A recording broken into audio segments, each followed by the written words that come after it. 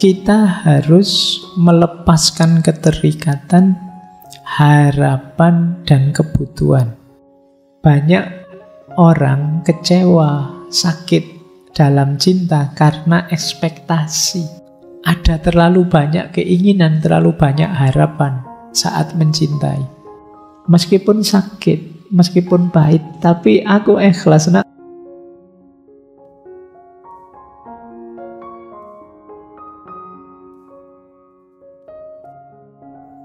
Nanti sekali-sekali kamu cek ya, kira-kira dalam hidup saya ini, saya melekat dengan apa saja hari-hari ini. Melekat itu coba cari sesuatu yang menurutmu tanpa itu aku tidak mungkin bahagia, aku tidak mungkin senang, aku tidak mungkin nyaman. Di luar dirimu ya, di luar Tuhan pastinya juga, di luar Allah. Kalau dalam Islam kan satu-satunya kemelekatan yang diizinkan itu ketergantungan, kemelekatan pada Allah. Allahus Somad. Di luar itu bisa menghijab hati kita, termasuk untuk mencintai. Mungkin ada yang di hatinya kemelekatan pada posisi, jabatan, duniawi, harta, dan macam-macam. Itu nanti akan menghalangi lahirnya cinta dalam dirimu. Kamu melekat pada apa, itu akan menghalangi cintamu. Disitulah pentingnya kebebasan. Ayo kita bebaskan diri kita. Kalau dalam tasawuf itu ada makom namanya taharrur. Taharrur ini makom tinggi. Tidak sembarangan orang bisa mencapai ke sini. Taharrur itu makom kebebasan.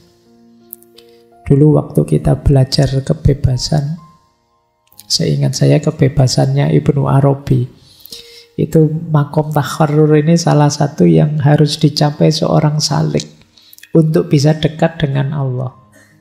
Bebas berarti ya hati kita benar-benar tidak terikat dengan apapun selain keinginan untuk terikat dengan Allah saja. Disitulah cinta akan muncul. Jadi kalau kita hanya tergantung pada Allah, cinta akan muncul. Itulah kebebasan sejati. Beda dengan rumus kita selama ini kan, kalau di kepalamu kan namanya bebas itu pokoknya bisa melakukan apa saja kan, kamu begitu. Padahal ya kalau kamu masuk lebih dalam, hakikatnya kebebasan itu tidak ada urusan dengan bisa melakukan apa saja. Itu kan cuma manifestasi salah satunya saja. Tapi hakikatnya kebebasan adalah ketidakterikatanmu, ketidakmelekatanmu dengan apapun. Bisa melakukan apa saja tapi kamu masih terikat, kamu masih melekat. Yaitu kalau bahasa spiritualnya ilusi saja. Kita lanjutkan. Ketiga, caranya mencintai sekarang. Ini mudah apa endeng bagi kalian? Inilah cara menghidupkan cinta. Yang pertama, kita harus melepaskan keterikatan, harapan, dan kebutuhan akan pengakuan dari orang lain, termasuk dari yang kita cintai. Ini agak berbeda ya dengan kemarin-kemarin. Beliau ini bahkan ekspektasi pun jangan. Banyak orang kecewa, sakit dalam cinta karena ekspektasi. Ada terlalu banyak keinginan, terlalu banyak harapan saat mencintai. Misalnya kalian mencintai siapa, semoga dengan saya mencintai ini, saya bisa ini, saya bisa itu harapan. Ketika banyak harapan, sebenarnya kamu sedang membuka peluang untuk kekecewaan. Tapi manusia, Pak, mesti punya harapan. Wajar manusia punya harapan, tapi jangan bergantung pada harapan. Ketika kamu bergantung pada harapan, itulah kemelekatan. Kalau aku cinta padamu, maka aku tidak banyak menuntutmu, jadilah engkau apa adanya. Kamu tidak harus sibuk tentang aku, tapi aku pasti akan sibuk tentang engkau. Baik, ini rumus pertama ya. Cara yang pertama saja sudah berat. Ya kita belajar. Kalau bahasa usul fikihnya, kalau tidak bisa dipenuhi seluruhnya, ya jangan dicueki seluruhnya. Kita lakukan semampu kita. Oke, yang penting jangan putus asa dengan cinta. Hari ini banyak orang yang rasanya putus asa dengan cinta. Kalau ada pembahasan-pembahasan tentang cinta, mungkin kesannya lebay. Utopia, mimpi saja. Tidak mungkin ada yang seperti itu. Itu namanya putus asa dengan cinta. Sebagaimana banyak orang yang saya bilang tadi mulai putus asa dengan agama. Mungkin belakangan juga banyak mulai putus asa dengan politik. Mungkin nanti ada banyak keputusasaan. Karena mungkin kita melihat fakta, lupa bahwa ada ideal-ideal yang harus kita hidupkan. Bahwa mungkin di ranah faktual kadang-kadang fenomena sosial, budayanya, keagamaan itu rasanya tidak selalu positif. Tapi ideal-ideal agama itu pasti positif dan itulah amanat yang harus kita hidupkan. Yang pertama itu ya, tidak terikat, tidak berharap, tidak butuh. Jadi orientasinya memang hanya memberi. Cara mencintai yang kedua, cinta itu bukan memiliki atau mengendalikan, tapi menerima dan menghargai. Beda ya, menerima dengan memiliki. Kalau memiliki itu ego. Kalau menerima itu rasa, hati. Menerima itu konotasinya keterbukaan. Kalau memiliki konotasinya penjara, kepemilikan. Jadi kalau kamu saya miliki itu kan berarti kamu di bawah kuasaku. Tapi kalau menerima itu hadirlah apa adanya dalam hidupku. Jadilah dirimu sebagaimana dirimu. Itu menerima. Tapi kalau memiliki, kamu hadir dalam hidupku dan aku kuasai. Itu memiliki. Maka kemarin di Osho kan juga bilang cinta bukan memiliki. Kalau barang kita miliki, tapi masuk manusia kita miliki. Jadi yang kedua, cinta bukan tentang memiliki dan mengendalikan, tapi menerima dan menghargai. Awas, jangan salah rumus. Kemarin saya juga pernah diprotes, Pak, masa cinta tidak harus memiliki? Wong saya perjuangan itu kan untuk bisa memiliki. Ya bedakan menikahi dan memiliki. Itu juga dua hal yang, dengan menikahi terus dia jadi milikmu dalam tanda petik ya, terus dia kamu kuasai. Harus ikut apa-apa perintahmu kan tidak begitu. Oke, yang ketiga, jadi itu rumus kedua ya. Jadi tidak ada hubungannya dengan kepemilikan, tapi dengan penerimaan. Yang ketiga, jalan menuju cinta melibatkan kesadaran diri, kebebasan batin, dan kemauan untuk menghadapi ketakutan dan ketidaknyamanan. Diawali dari kesadaran, kemudian diakhiri dengan kebebasan. Itu cinta. Kita tidak takut lagi dan tidak khawatir lagi. Nanti ada konsepnya Anthony de Mello, selama masih ada ketakutan, masih belum sejati cinta itu. Nah, lanjutkan ya. Jadi caranya mencintai 3 ini. Ini quotes dari buku beliau. Cinta itu memberi tanpa mengharapkan imbalan apapun. Hanya kegembiraan dalam memberi. Cinta sejati tidak mengenal keterikatan, tidak ada kecemburuan, tidak ada kepemilikan. Dia kebebasan murni. Ini ambil nafas mungkin kalian ya. Waduh Pak, enggak cemburu, enggak ada kepemilikan.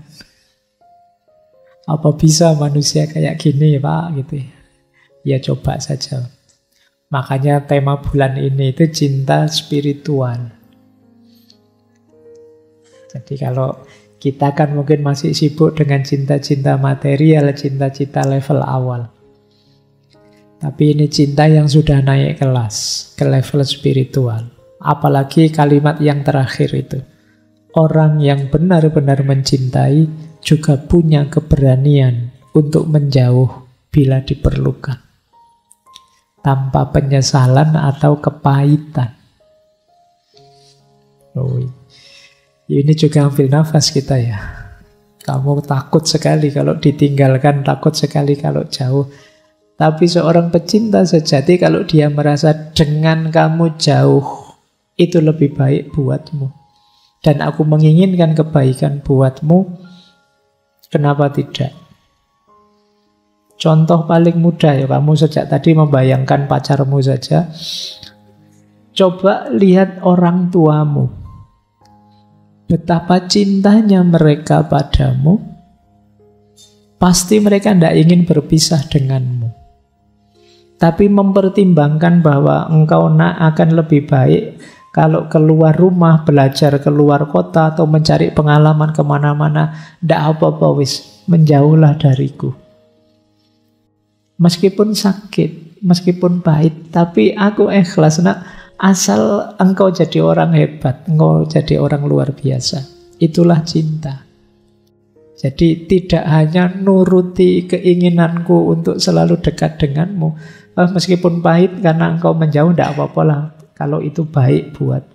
Ya memang kalau masih ada nuansa romantiknya itu jadinya kurang indah. Tapi yo cinta kan tidak berhenti di senang-senang romantiknya. Tapi juga ada kedalaman kemanusiaannya. Disitulah kita berpikir lebih dalam kebenaran. Iya ya, kalau saya memang mencintai dia dan ternyata kebaikan bagi dia itu jauh dari saya, ya saya ikhlas menjauh.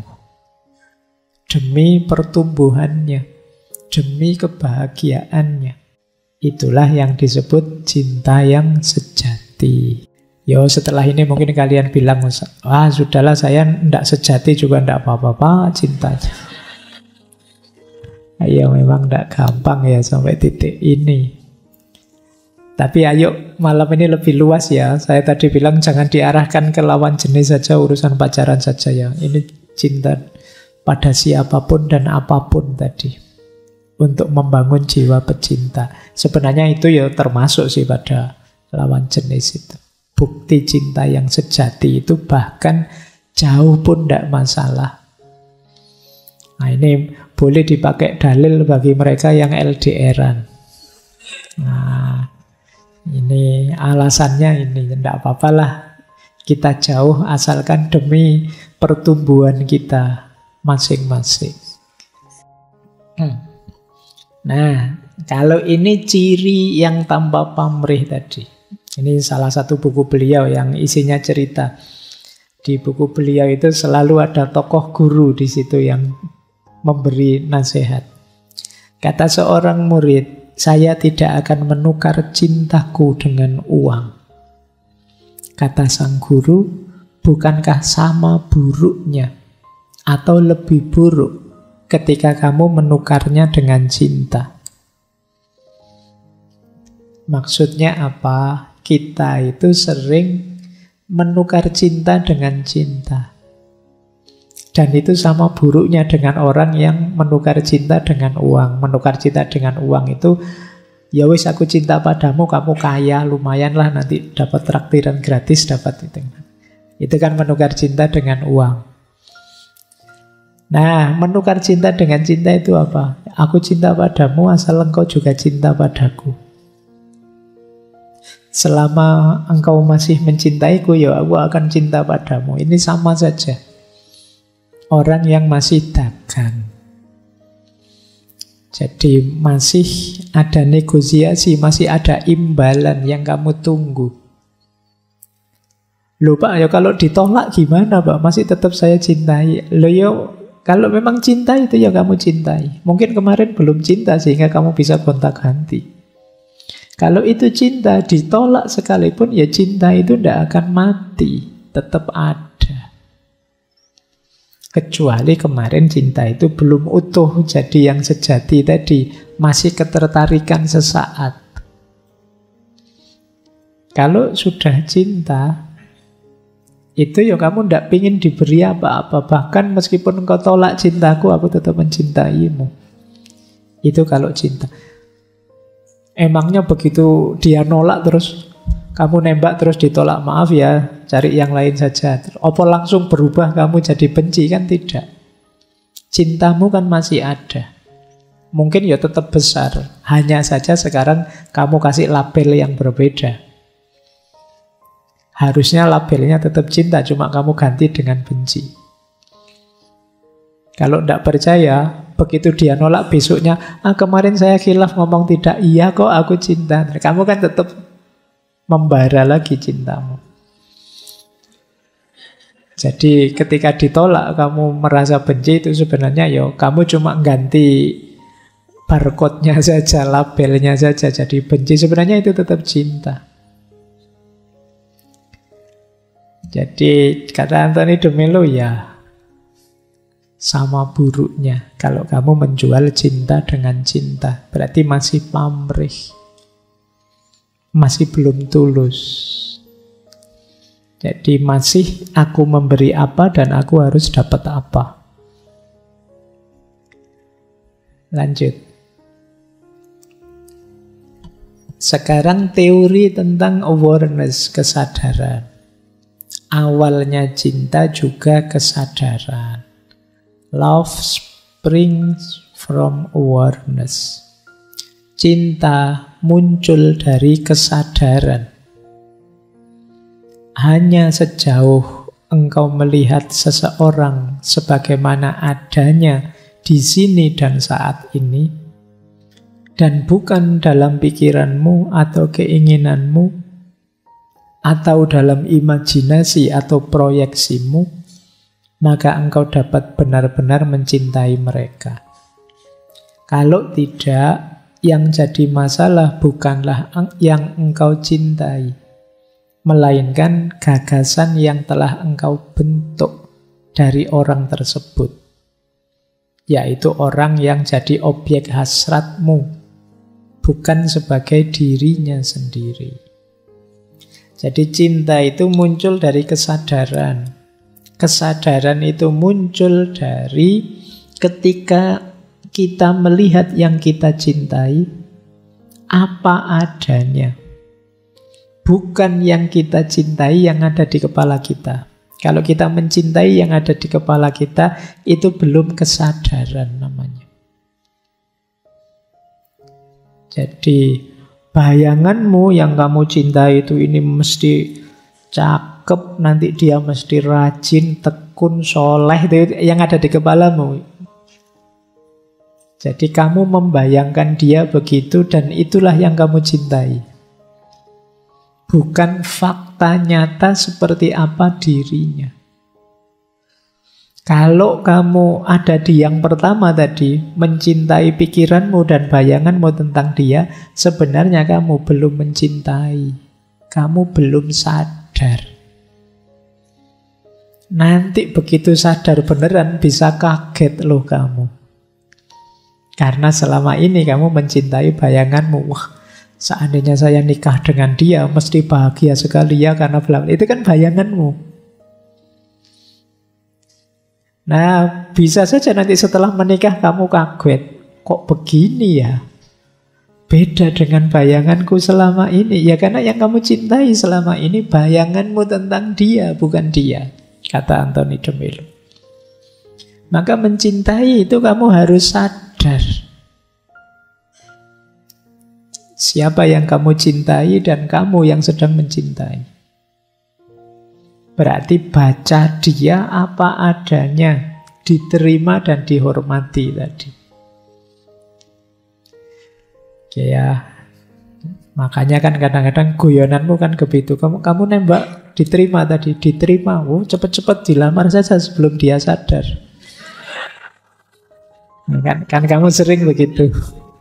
Karena begitu sadar, walah ternyata aslinya begini. Itu kan jangan-jangan malah tidak jadi. Nah, kita sering begitu. Mencintai tapi bayangan kita tentang yang kita cintai sebenarnya yang kita cintai. Jadi besok misalnya jadi menikah, kaget luar biasa, terus setiap hari jadi gegeran. Tidak seperti yang saya bayangkan. Karena kemarin awalnya tanpa kesadaran. Maka awalilah cinta dengan kesadaran. Pada siapa saja. Ini yang dulu kalau versinya Erich Fromm kan, dalam cinta harus ada knowledge, pengetahuan tentang yang kamu cintai. Apa adanya. Ini rumus awalnya. Makanya kadang-kadang kritiknya Anthony de Mello, kita itu sering-sering yang kita cintai sebenarnya prasangka kita sendiri. Kata beliau, apakah engkau pikir saat engkau membantu orang lain itu karena kamu mencintai mereka? Baiklah, aku punya kabar untukmu, engkau tidak pernah jatuh cinta dengan siapapun. Engkau hanya jatuh cinta dengan prasangka dan gagasanmu yang penuh harapan tentang orang itu. Luangkan waktu sejenak untuk memikirkan hal ini. Engkau tidak pernah jatuh cinta dengan siapapun, engkau hanya jatuh cinta dengan prasangkamu terhadap orang tersebut. Ayo kita evaluasi ya. Ini kalian yang sudah mulai bucin, mulai cinta ini, naksir itu, coba kamu cek. Jangan-jangan yang kamu cintai prasangkamu saja, bayanganmu saja, bukan dia apa adanya. Apalagi kamu yang sedang kemerungsung, ngejar-ngejar, itu biasanya bayangannya serba indah saja, positif saja, penuh harapan. Padahal kalau mau lebih objektif, menerima adanya mungkin ya tidak seheboh yang ada di pikiranmu. Maka awalilah dengan kesadaran. Jangan diawali dengan prasangka-prasangka. Baik prasangka positif atau prasangka negatif. Lebih objektif akan lebih masuk. Setiap orang sadarilah ada kelebihan dan kekurangannya. Biasanya kalau sedang semangat-semangatnya itu yang kamu cintai kelihatannya semua indah. Tapi nanti kalau sudah dapat dan berapa lama gitu terus rasanya kok yang indah-indah hilang semua ya. Kok yang lain banyak yang lebih indah. Itu logika ini tadi bisa jalan. Karena kemungkinan yang kamu cintai selama ini hanya prasangkamu. Bukan dia yang sejati. Bukan dia yang kamu baca, kamu pahami, dan kamu terima. Baik, kita lanjutkan. Kelihatannya masih panjang. Sekarang kita lihat lawannya cinta, antitesisnya cinta. Ternyata kalau di Anthony de Mello, lawannya cinta sebenarnya bukan kebencian, tapi keterikatan dan ketakutan. Yang pertama, keterikatan. Musuh terbesar cinta adalah keterikatan. Keinginan, tapi dalam arti keterikatan. Kenapa begitu? Jadi keterikatan itu seperti saya bilang tadi loh, diawali dari keinginan, kemudian mematen keinginan itu namanya keterikatan. Engkau tahu mengapa? Karena jika aku menginginkanmu, aku ingin memilikimu. Kalau aku ingin memilikimu, aku tidak akan membiarkanmu bebas. Aku harus mendapatkanmu. Aku harus memanipulasimu agar aku bisa mendapatkanmu sesuai yang aku inginkan. Aku juga akan memanipulasi diriku sendiri sehingga aku bisa menipumu agar mengizinkanku menangkapmu. Jadi itulah kenapa cinta itu bukan kepemilikan. Kalau kita ingin memiliki, saat itu juga sebenarnya, kata Antonio de Melo, semacam kita memenjara dia dalam keinginan kita. Tidak membebaskan. Jadi makanya terus kadang-kadang kita akan melakukan trik-trik, manipulasi-manipulasi agar dia mau sama kita, masuk jebakan kita, terus kita miliki. Tidak punya motor, terus pinjem motor temennya. Gayanya luar biasa, kalau ngomong menggebung itu kan semacam manipulasi-manipulasi biar bisa diterima. Kalau dia terjebak, dapatlah dia kita miliki. Rasanya seperti ini, kata Antonio de Melo. Kalau cinta dasarnya keterikatan. Keterikatan itu keinginan yang sangat untuk memiliki. Kalau tanpa dia saya bukan apa-apa. Jadi ini yang pertama. Jadi lawan cinta keterikatan. Kata Antonio de Melo nanti yang kedua ketakutan. Keterikatan itu ilustrasinya begini loh. Hati yang mencintai itu lembut dan peka. Tapi begitu engkau berkeras untuk mendapatkan sesuatu darinya, engkau akan jadi kejam, keras, dan tidak peka lagi. Bagaimana mungkin engkau bisa mencintai orang bila engkau membutuhkan orang itu? Kalau engkau membutuhkan orang itu, ya engkau hanya akan memanfaatkan orang itu untuk memenuhi kebutuhanmu. Bila aku membutuhkanmu untuk membuatku bahagia, maka aku harus memanfaatkanmu, memanipulasimu, mencari cara agar aku memilikimu dan aku tidak membiarkanmu bebas. Justru ini rumusnya menarik. Aku hanya dapat mencintai orang jika aku sudah dapat mengosongkan diriku dari orang itu. Ini ruwet ini. Kamu mulai bingung ini.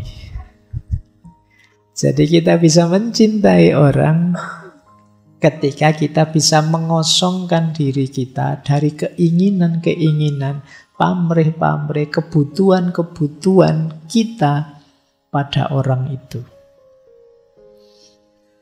Jadi orientasinya memang hanya memberi, bukan mengambil dan memiliki. Loh, saya dapat apa, Pak? Ya kalau masih ada pertanyaan saya dapat apa, masih belum ada di wilayah ini. Di wilayah cinta yang spiritual ini. Masih keterikatan. Kata beliau, tragedi dari sebuah keterikatan adalah jika objeknya tidak tercapai, maka hal itu akan menyebabkan ketidakbahagiaan. Jika hal tersebut tercapai, ternyata juga tidak menimbulkan kebahagiaan. Hal tersebut hanya menyebabkan sekilas kenikmatan yang diikuti dengan rasa lelah. Dan tentu saja selalu disertai kekhawatiran bahwa engkau akan kehilangan objek keterikatanmu. Kenapa sih tidak boleh terikat? Karena keterikatan itu tidak menghasilkan apa-apa selain kamu lelah dan takut. Jadi kalau tidak tercapai kamu tidak bahagia. Kalau tercapai kamu senang sebentar. Tapi terus kamu merasa lelah dan takut kehilangan. Misalnya tadi kamu kejar-kejar ingin memiliki. Kalau tidak dapat kamu stres, kalau dapat kamu senang tapi sebentar. Karena setelah itu kamu khawatir lagi.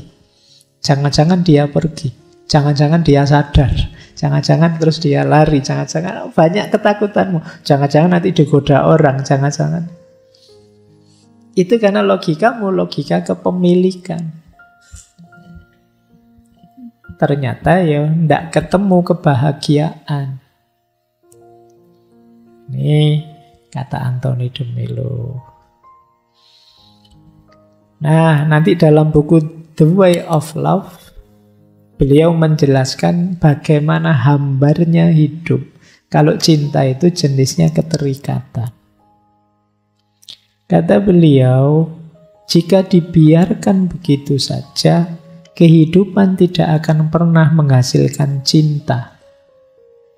Ia hanya akan membawamu pada ketertarikan, dari ketertarikan menuju kesenangan, dari kesenangan lalu keterikatan, dari keterikatan terus kepuasan, dan akhirnya adalah keletihan dan kebosanan. Terus flat, biasa.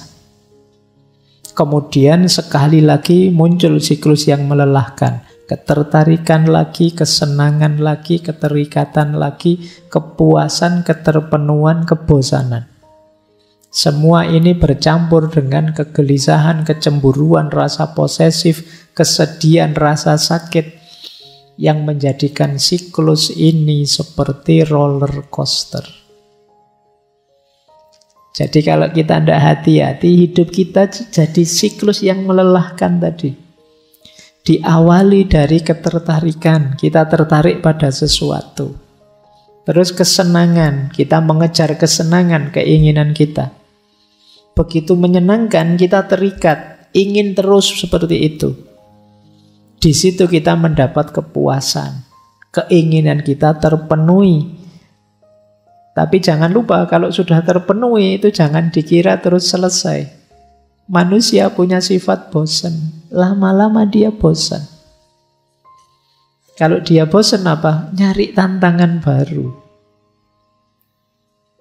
Ketertarikan yang baru, mengejar kesenangan yang baru.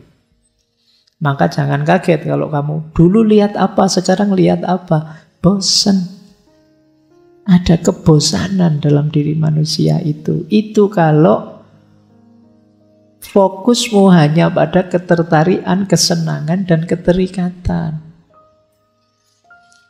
Jadi kata beliau ini siklus yang hambar. Kamu tidak ketemu bahagia yang sejati karena balik lagi ke situ lagi. Nah, seperti roller coaster. Naik turun begitu terus. Ketika Anda telah berulang kali mengalami siklus tersebut, akhirnya tiba saatnya Anda merasa muak dan ingin menghentikan seluruh proses. Pada akhirnya terus kamu bilang, saya tidak percaya lagi dengan cinta, Pak. Apa itu cinta? Karena awalnya dari sini. Karena fokusmu cinta itu hanya memenuhi kesenanganmu saja. Jatuhnya terus ke sini. Baik, ini gambaran ya betapa lawannya cinta ternyata keterikatan. Saya lanjutkan, waktunya cepat. Ini contoh, ada cerita yang mengilustrasikan kemelekatan. Ini sebenarnya urusannya bukan cinta, tapi ini gambaran. Kalau orang sudah melekat itu jadi setidak objektif itu. Jadi ini saya ambil dari buku Berbahasa Basi Sejenak. Kemelekatan itu mengganggu persepsi kita, itulah tema yang seringkali muncul dalam perbincangan sang guru. Nah, para murid mendapat contoh yang sempurna tentang kemelekatan ini.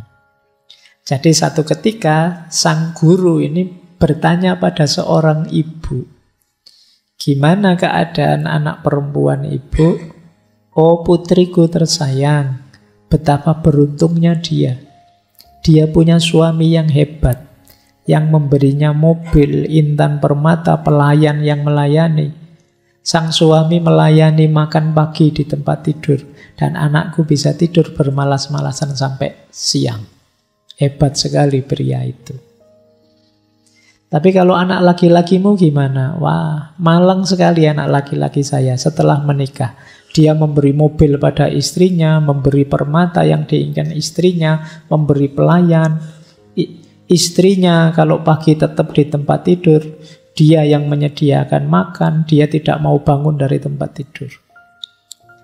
Kalau cerita ini dia punya 2 orang anak, laki-laki dan perempuan.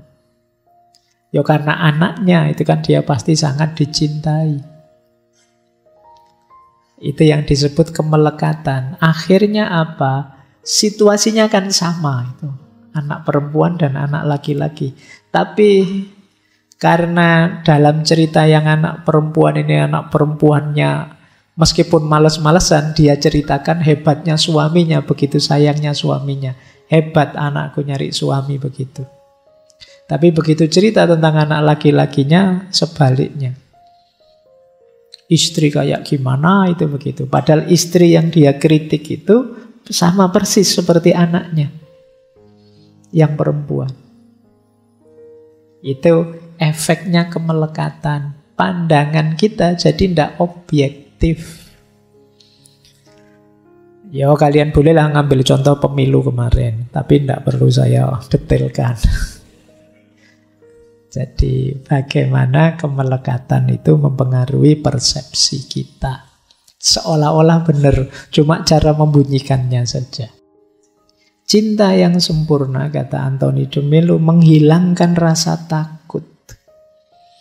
Di mana ada cinta, tidak ada tuntutan, tidak ada harapan, tidak ada ketergantungan. Saya tidak menuntut engkau membuat aku bahagia. Kebahagiaanku tidak terletak padamu. Jika engkau meninggalkanku, aku tidak akan mengasihani diriku sendiri. Aku sangat menikmati kebersamaan denganmu, tapi aku tidak terikat. Ini kalimat yang menunjukkan tidak takut. Kalau kita dipenuhi ketakutan, hasilnya adalah ketergantungan. Jadi baik ketakutan maupun harapan membuahkan ketergantungan. Dan kalau itu sudah ketergantungan, cinta kita berubah jadi kepemilikan tadi. Tidak mau lepas, menghalangi pertumbuhan kita. Cinta yang harusnya membebaskan jadi penjara. Itu karena ada ketakutan-ketakutan. Kamu kan bilang, lupa kan saya takut ditinggal, Pak. Rumusnya tadi. Rumus tadi itu ya, kalau itu demi kebaikan, demi kebahagiaan, demi pertumbuhanmu, kamu menjauh meninggalkanku, saya siap. Karena yang bisa aku lakukan adalah memberikan yang terbaik untuk dirimu. Maka nanti di buku ada pertanyaan, apa itu cinta? Kata sang guru, cinta itu tidak ada rasa takut sama sekali. Apa yang biasanya kita takuti? Cinta, kata guru. Banyak orang takut mencintai. Karena tadi, mencintai resikonya berat. Orang lebih suka mengejar kesenangan. Orang lebih suka mengumpulkan kepemilikan. Bahkan yang dicintai pun diperlakukan kayak properti untuk dimiliki. Sementara harusnya cinta itu memberi, bukan meraih, mendapatkan. Maka banyak orang yang takut mencintai sebenarnya. Meskipun dia bilang aku cinta padamu, sebenarnya itu kan nama lain dari aku ingin memilikimu, aku ingin membuatmu jadi milikku saja. Kamu harus nanti patuh pada apa yang aku inginkan. Dan itu bukan cinta. Jadi ini lawan berat kedua dari cinta setelah keterikatan, ketakutan. Ini ada uraian menarik tentang ketakutan. Kata Anthony de Mello, hanya ada satu kejahatan di dunia ini, yaitu ketakutan. Dan hanya ada satu kebaikan di dunia ini, yaitu cinta. Yang kadang-kadang disebut dengan nama lain. Jadi, nama lainnya cinta itu bisa kebahagiaan, kebebasan, kedamaian, kegembiraan, Tuhan atau apapun. Label tidak terlalu penting. Dan tidak ada satupun kejahatan di dunia ini yang tidak dapat Anda lacak sampai pada rasa takut. Tidak satupun. Jadi akarnya semua kejahatan itu ketakutan. Orang yang benar-benar anti kekerasan Yang tidak mampu melakukan kekerasan adalah orang yang tidak punya rasa takut. Hanya ketika Anda takut, barulah Anda marah.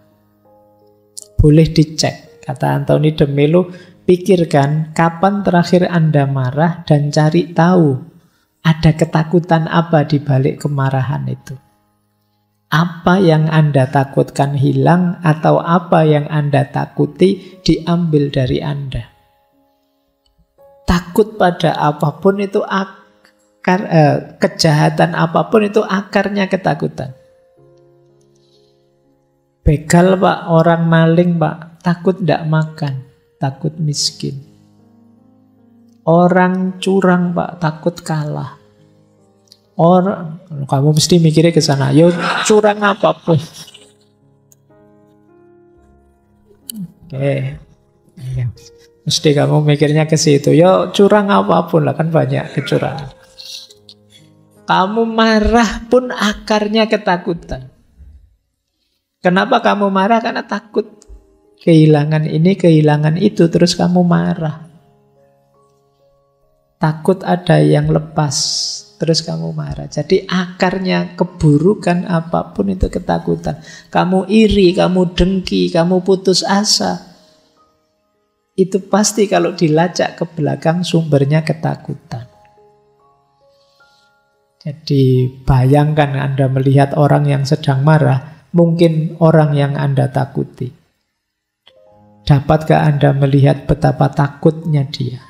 Kalau kita lihat orang sangat marah, berarti sebaliknya dia sebenarnya sangat takut. Misalnya kalian kerja, dimarahi habis-habisan sama atasanmu. Itu kan pasti di balik itu ada ketakutannya dia. Karena kerjamu jelek, dia takut misalnya perusahaannya rugi, dia takut kehilangan ini, kehilangan itu. Jadi akarnya pasti ketakutan. Nah, nanti kamu amati dirimu ya. Kok saya marah sekali Mbak, teman saya ngomong begitu. Saya coba kamu cek, kemarahanmu itu kamu rugi apa? Kamu khawatir kehilangan apa? Temanmu ngomong begitu. Takut kehilangan kehormatanmu, takut kehilangan statusmu, takut kehilangan nama baikmu. Pasti di balik itu ada ketakutan. Maka akarnya semua kejahatan itu ketakutan. Maka dia adalah lawannya cinta. Jadi cinta itu antitesisnya adalah ketakutan dan keterikatan. Selama bentuknya masih ketakutan dan keterikatan, berarti belum cinta yang utuh, yang sempurna. Nah, ini boleh kalian ucapkan kalau berani. Aku tidak takut kehilanganmu. Karena engkau bukan milikku atau milik orang lain. Aku mencintaimu apa adanya, tanpa keterikatan, tanpa rasa takut, tanpa syarat, tanpa egoisme, tanpa berusaha menyerapmu. Aku mencintaimu dengan bebas karena aku mencintai kebebasanmu dan juga kebebasanku. Ini tidak gampang. Kalau berani ya. Kalau tidak berani jangan coba-coba perang nanti. Ya. Cuma ini harus di frekuensi yang sama kamu berani menyampaikan ini. Ini cinta yang utuh. Nah, terus ada pertanyaan begini, ini juga dibahas di buku beliau. Ada banyak orang katanya cinta, tapi sebenarnya mengejar kepentingannya sendiri, kesenangannya sendiri. Kayak tadi misalnya, saya mencintai dengan tulus, saya mencintai apa adanya, tidak terikat, tidak takut. Biar apa? Biar saya senang, biar saya bahagia bisa mencintai. Kata Anthony de Mello, tidak masalah kok begitu. Tidak apa-apa. Pak, itu kan berarti mengejar kesenangannya sendiri. Ya tidak apa-apa, wajar orang mengejar kesenangannya sendiri. Tapi kan dengan cara yang benar dalam mencintai. Maka terus beliau punya teori, 3 jenis mementingkan diri sendiri dalam cinta. Yang pertama, Saya melakukan kebaikan untuk yang saya cintai karena memang melakukan kebaikan itu menggembirakanku. Ini kan mementingkan dirinya sendiri. Ini positif, kata Anthony de Mello.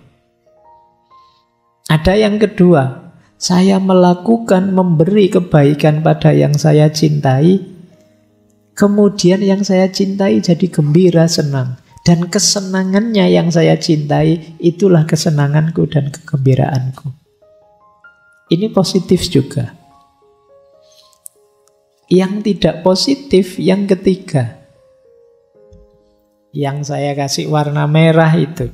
Saya melakukan kebaikan, berbagi kebaikan pada orang yang saya cintai, biar bebas dari rasa tidak enak. Meskipun saya tidak senang melakukannya. Ini bentuk kasih sayang yang buruk. Coba kalian perhatikan ya, kadang-kadang kalian ada di yang nomor 3 ini. Kok kamu mau-maunya sih disuruh jemput pagi-pagi jam 7 nganter kuliah? Ya ndak enak lah, kan sudah deklarasi jadi pasangannya. Sebenarnya sih males aku. Nah, ini yang nomor 3. Jadi ya, agar kamu bebas dari rasa tidak enak. Padahal sebenarnya kalau boleh ya kamu ndak begitu. Itu bukan kasih sayang, bukan cinta. Berarti keterpaksaan. Kamu tidak gembira melakukannya. Kalau di yang nomor 1 dan nomor 2 kamu gembira, di yang nomor 3 kamu terpaksa. Meskipun mungkin tidak kelihatan. Ya gimana lagi Pak, resiko jadi pasangannya dia. Nah itu terpaksa sudah. Jadi ya, ini berarti kamu tidak gembira. Di yang nomor 3 ini relasi paling buruk, kata Anthony de Mello. Tidak nyaman tapi pura-pura nyaman. Karena tidak enak saja. Ada beberapa orang yang melakukan sesuatu supaya mereka tidak perlu merasa tidak enak. Dan menyebutnya kasih sayang. Mereka melakukan itu berdasarkan perasaan bersalah. Dan itu bukan cinta. Jadi, kok tidak kamu anter? Iya, kalau saya... Oh, kok kamu mau-maunya nganter? Iya, kalau saya tidak nganter nanti saya merasa bersalah. Kamu takut merasa bersalah. Itu bukan ciri kasih sayang yang ideal. Berarti kamu terpaksa saja. Dan kamu mungkin sering seperti itu. Ya, menunjukkan kita belum ada di level tinggi dalam mencintai. Kesenangan, kebahagiaannya yang kita cintai masih belum nomor 1. Tapi di yang pertama dan kedua tadi, kesenangan dan kebahagiaan yang kita cintai sudah jadi yang utama.